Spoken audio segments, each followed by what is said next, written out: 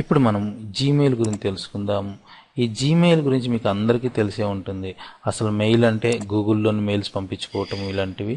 So మీకు మనం ఈ జీమెయిల్ అన్నది ఒక్క విషయం గురించి మనం నెక్స్ట్ సపరేట్గా చర్చిద్దాము. అయితే జీమెయిల్ అసలు ఫస్ట్ మెయిల్ అంటే ఏంటో ఇక్కడ తెలుసుకుందాము. మెయిల్ అంటే ఈ ఇద్దరు వ్యక్తులు తమ పర్సనల్ విషయాలని ఇన్ఫర్మేషన్స్ని ఒక వ్యక్తి నుంచి ఇంకొక వ్యక్తికి పంపించాలి అనుకుంటే దానికోసం మెయిల్స్ను కంప్యూటర్ ద్వారా పంపించాలంటే ఇంటర్నెట్లో దానికి ఉపయోగించేటటువంటి సాధనమే జీమెయిల్ అంటారు. దానికి ఉపయోగించేటటువంటి సాఫ్ట్వేర్ ప్రోగ్రామే ఒక జీమెయిల్ సాఫ్ట్వేర్ ప్రోగ్రాము ఈ మెయిల్స్. అందులో గూగుల్ వాళ్ళు మనకు అందిస్తున్నటువంటి మెయిల్స్ జీమెయిల్ అంటారు. అనగా మరొకసారి రివ్యూ చేస్తున్నాను.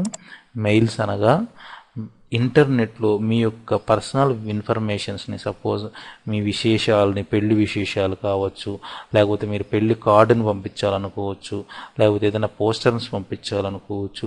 ఇలాంటివి ఏమన్నా కానీ మీ స్నేహితునికి, మీకు తెలిసిన మీ బంధువులకు ఎవరికన్నా పంపించాలి అనుకుంటే దానిని ఇంటర్నెట్ను ఉపయోగించుకొని మనం చేసుకోవచ్చు. 190 మనం మ్యాక్సిమం పోస్ట్ బాక్స్ని యూజ్ చేయకుండా మెయిల్స్ ద్వారానే మనం చాలా వర్క్స్ చేసుకోవచ్చు. ప్రధానంగా మీరు ఏదైనా ఒక బర్త్ సర్టిఫికేట్ పంపించాలి జిరాక్స్ కాపీ అంటే, గతంలో మనం పోస్ట్ ఆఫీస్కి వెళ్ళి అక్కడ మనం దాన్ని పోస్టుల్లో పంపించాల్సి ఉండేది. ఇప్పుడు అలా కాకుండా మనం కేవలం దాన్ని ఈ కంప్యూటర్లో స్కాన్ చేసి అటాచ్ చేసేసి దాన్ని మెయిల్ ద్వారా మీ స్నేహితులకు మీరు పంపించవచ్చు. సో మనం భౌతికంగా అక్కడికి దాన్ని పంపించాలి అనుకున్నప్పుడు మాత్రమే మీరు అలాంటి వీటిని పంపించవచ్చు. సో అదేవిధంగా మీరు ఏదన్నా మీ బర్త్ మ్యారేజ్ ఫొటోస్ పంపించాలి అంటే దానికోసం మీరు ప్రత్యేకంగా ఫోటోలు ప్రింట్ చేసి నెక్స్ట్ పోస్ట్ ఆఫీస్ ద్వారా పంపించాల్సిన అవసరం లేదు. జీమెయిల్లో అటాచ్ చేసి పంపించేయవచ్చు. అలానే జీమెయిల్లో ఇంకా మరిన్ని ఫీచర్స్ ఉన్నాయి. వాటి గురించి మనం జీమెయిల్ గురించి మనం ప్రత్యేకంగా చర్చించుకునేటప్పుడు మనం చర్చిద్దాం. సో ఆ తర్వాత ఇది మెయిల్స్కి సంబంధించి. సో ఈ మెయిల్స్కి చేయాలంటే అది ఒక అకౌంట్ క్రియేట్ చేసుకోవటము, ఆ సైన్ ఇన్ చేయడము, చాలా విషయాలు ఉన్నాయి. వాటి గురించి మనం ప్రత్యేకంగా చర్చిద్దాము. ఆ తర్వాత